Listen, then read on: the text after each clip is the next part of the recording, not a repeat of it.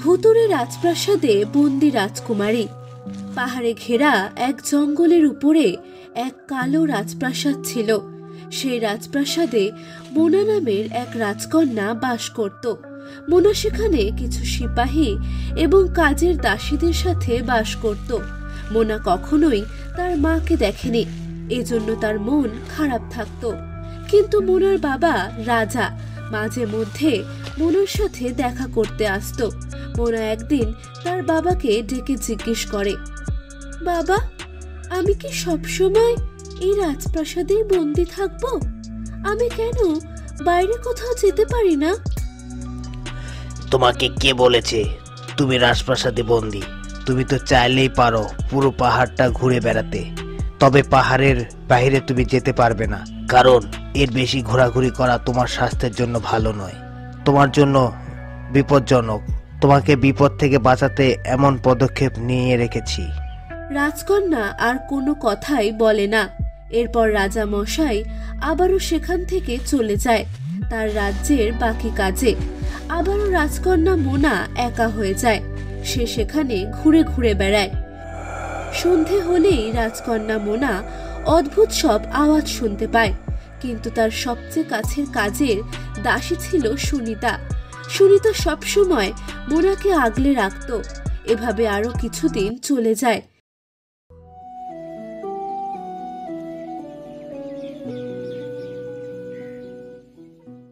একদিন সুন্দর উজ্জ্বল দিনে মোনা তার কাজের দাসী সুনিতার সাথে প্রাসাদের বাইরে খেলতে বের হয়।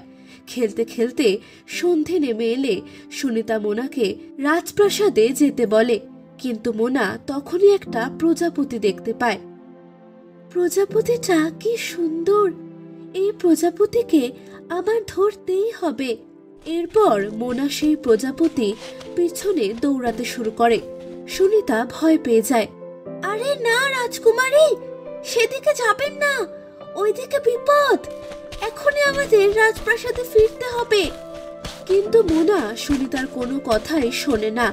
সে দৌড়াতে থাকে। এমন সময় সন্ধে নেমে যায়।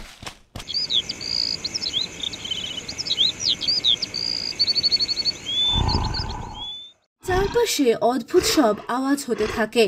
মোনা ভয় পেয়ে সুনিতার কাছে ছুটে আসে। তারা দুজন রাজপ্রাসাদে ফেরার জন্য ছুটতে থাকে, কিন্তু তারা রাস্তা হারিয়ে ফেলে। এমন সময় সুনিতা দেখতে পায় এক ভয়ঙ্কর ভূত তাদের দিকে এগিয়ে আসছে। মোনা ভয় পেয়ে যায়। আমাদের এই জঙ্গলে ভূত আছে? সেটা তো আমি জানতামই না। এই ভূত এখানে কি করে এলো? আপনি কোনো কথা বলবেন না, চলুন আমরা এখান থেকে পালানোর রাস্তা খুঁজি। এরপর আবারও তারা দৌড়াতে থাকে, কিন্তু তারা কোনো রাস্তা খুঁজে পায় না।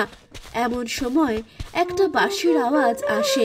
সেই বাঁশির আওয়াজ শুনে সেই ভূত তাদের পিছু ছেড়ে দেয় এবং অন্য কোথাও লুকিয়ে পড়ে।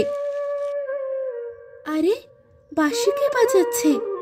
এত সুন্দর বাঁশির সুর শুনে কেন ভূত পালিয়ে গেল? এমন সময় নীল নামের একটি ছেলে বাঁশি হাতে বেরিয়ে আসে। নীল রাজকুমারীকে দেখে বলে, আমি নীল, জঙ্গলের পাশে ছোট্ট একটা গ্রামে থাকি। জঙ্গলে এসেছিলাম কাঠ কাটার জন্য। এখানে প্রচুর পরিমাণ ভূতেরা রয়েছে, তবে আপনি এখানে কি করছেন? আমি এখানেই থাকি। আমি এই রাজ্যের রাজকন্যা মোনা। এই কথা শুনে নীল কিছুটা অবাক হয়ে যায়। তারা আরো কথা বলবে। এমন সময় মোনার কাজের লোক সুনিতা বলে ওঠে, তোমাকে ধন্যবাদ, তুমি আমাদেরকে বাঁচিয়েছ। তবে এখন তুমি এখান থেকে চলে যাও, আমরা রাজপ্রাসাদে ফিরে যাব। এরপর মোনা আর কোনো কথা বলার সুযোগ পায় না। সুনিতা তাকে রাজপ্রাসাদে নিয়ে চলে আসে। মোনা তার কক্ষে গিয়ে চিন্তা করতে থাকে, এর আগে আমি কখনোই বাইরের কোনো মানুষের সাথে কথা বলিনি। এই নীল নামের ছেলেটার সাথে যদি আমি একটু কথা বলতে পারতাম, তাহলে সে হয়তো আমাকে এই জঙ্গল থেকে বেরোনোর জন্য সাহায্য করত। আমিও বাইরে বেরিয়ে জগৎটাকে একটু দেখতে চাই। এভাবেই মোনা আরেকবার নীলের সাথে দেখা করতে চায় এবং সে এই জঙ্গলের বাইরে বেরিয়ে বাইরের জগৎটা দেখতে চায়।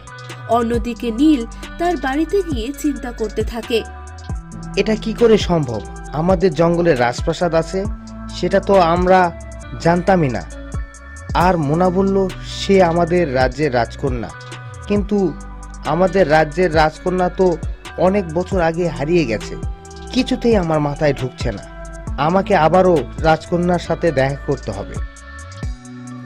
পরের দিন নীল আবারও সেই জঙ্গলে চলে যায় এবং সেই কালো প্রাসাদের খোঁজ করতে থাকে। বাইরে থেকে সেই কালো প্রাসাদ কেউই দেখতে পায় না।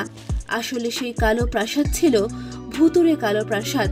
ভূতের রাজা খুব ছোটবেলায় মোনাকে আটকে রেখেছিল, কারণ মোনার যেদিন 18 বছর বয়স হবে সে হবে এই পৃথিবীর সবচেয়ে শক্তিশালী নারী, আর তাকে বলিদান দিয়ে ভূত হয়ে যাবে সবচেয়ে বেশি শক্তিশালী।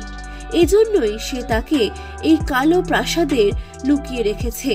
সেখানে কোনো মানুষের আসা যাওয়া নিষেধ, এবং সে নিজে তার রূপ পরিবর্তন করে রাজার বেশে সেখানে মোনার সাথে দেখা করতে যায় এবং তাকে তার বাবার পরিচয় দেয়।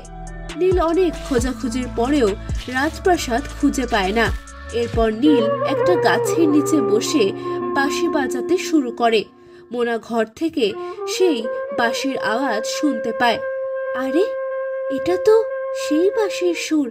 তার মানে নীল এখানেই কোথাও আছে। আমি দেখি সুনিতাকে কোনো একটা কাজের বাহানা দিয়ে বাইরে পাঠিয়ে দিই। এরপর আমি নীলকে খুঁজে বের করব।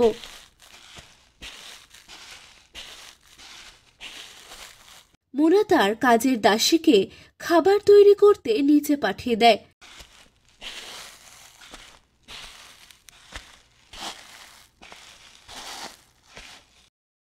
সে চুপি চুপি কালো প্রাসাদ থেকে বেরিয়ে জঙ্গলে নীলকে খুঁজতে থাকে।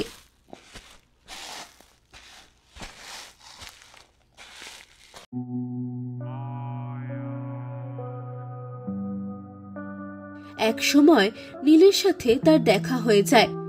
রাজকুমারী, আপনার সাথে আমার কিছু জরুরি কথা আছে, সেজন্য আমি আবারও আপনার সাথে দেখা করতে এসেছি। হ্যাঁ, বলো, আমার সাথে কি বলতে চাও? আমিও তোমার কাছ থেকে কিছু একটা সাহায্য চাই। আমি এই প্রাসাদের বাইরে জগৎটাকে দেখতে চাই। এরপর নীল বলতে শুরু করে। আপনি বলেছেন আপনি এই রাজ্যের রাজকন্যা, কিন্তু এইখানে তো কোনো রাজপ্রাসাদই দেখতে পাচ্ছি না। আর রাজপ্রাসাদ আমাদের রাজ্যের মধ্যে, আমার মনে হয় আপনার কোথাও ভুল হচ্ছে। রাজকন্যা তো অনেক বছর আগে হারিয়ে গেছে। এজন্যই আমার মনে হয় আপনাকে কেউ এখানে মিথ্যে বলে আটকে রেখেছে। এসব কিছু শুনে মোনার কিছুই বিশ্বাস হতে চায় না। সে কি করে হয়? আমি তো কয়েকদিন পর পরই আমার বাবা রাজার সাথে দেখা করি, আর আমার বাবা এখানে আমার দেখাশোনার জন্য কিছু সিপাহীও রেখে দিয়েছেন। তুমি এসব কি বলছো? কখনো কি আপনার মায়ের সাথে দেখা হয়েছে, অর্থাৎ রানী সাহেবের সাথে? না, আমার মা তো মারা গেছে। আমাকে বাবা এসব কথাই বলেছে। আমার মনে হয় আপনাকে যা কিছু বলা হয়েছে সবকিছুই মিথ্যে। আপনি আমার সাথে চলুন, আমি আপনাকে রাজপ্রাসাদে ফিরিয়ে দিচ্ছি। সেখানে গেলেই আপনি আপনার আসল বাবা মাকে দেখতে পাবেন। আমি এই রাজপ্রাসাদ ছেড়ে যেতে পারবো না। তুমি বরং আমার আসল বাবা মাকে আমার এখানে থাকার খবরটা দাও। তারা যেন আমাকে এখান থেকে নিয়ে যায়। ঠিক আছে, আপনি চিন্তা করবেন না। এরপর নীল রাজ্যে ফিরে আসে। রাজ্যে ফিরে এসে সে রাজামশাই এবং রানীকে সবকিছু খুলে বলে। রাজা এবং রানী এত বছর পর তাদের মেয়ের খবর পেয়ে খুব খুশি হয়। তারা সিপাহী নিয়ে সেই জঙ্গল ঘিরে ফেলে এবং অবশেষে তারা রাজকন্যা মোনাকে খুঁজে পায়। মোনা তার সামনে তার আসল বাবাকে দেখে অবাক হয়ে যায়। এমন সময় তার নকল বাবা ভূত রাজার বেশে সেখানে চলে আসে। রাজা সবাইকে দেখে ভয় পেয়ে যায়। আরে, আমি তো তাহলে ধরা পড়ে গেছি। এরপর রাজা বলেন, অনেক হয়েছে, এইবার তুই তোর আসল রূপে ফিরে আয়। আমি আমার মেয়েকে এখান থেকে নিয়ে যেতে এসেছি। এরপর সেই ভূত রাজা তার আসল রূপে ফিরে আসে। সেটা দেখে মোনা খুব ভয় পেয়ে যায়। এরপর মোনার সবচেয়ে কাছের দাসী সুনিতা, সেও তার আসল রূপে ফিরে আসে। সেও একজন ভূত ছিল। সিপাহী, এই দুই ভূতকে এখনই ধরে বন্দি করে ফেলো। আমার মেয়েকে এতদিন আমার কাছ থেকে দূরে রেখেছে। এরপর রাজকন্যা সেই ভূতেদের প্রাসাদ থেকে মুক্তি পেয়ে যায়। সে এখন সুখে শান্তিতে তার রাজপ্রাসাদের বাবা মায়ের সাথে বাস করে।